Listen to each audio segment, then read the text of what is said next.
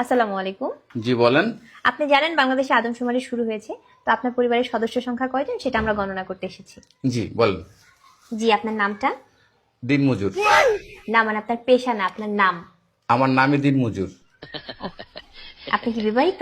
জি। কয় বছর হচ্ছে বিয়ে করেছেন? 1 বছর। আপনার কি বাচ্চা আছে? জি 2 জন। মানে আমি 2 বিয়ে করেছি। ও আচ্ছা। আপনার স্ত্রীর নাম? ছোটজন না বড়জন? বড়জন? কেয়ামত। কিয়ামত।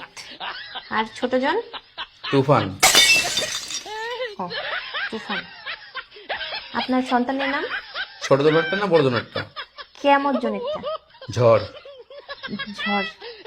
আর তুফানেরটা? সিডর। সিডর। জি, আপনার মূল্যবান সময় দেওয়ার জন্য আপনাকে ধন্যবাদ। আর লাগবে না? না না না, আর কিছু লাগবে না। আর কিছু লাগলে নিয়ে যান।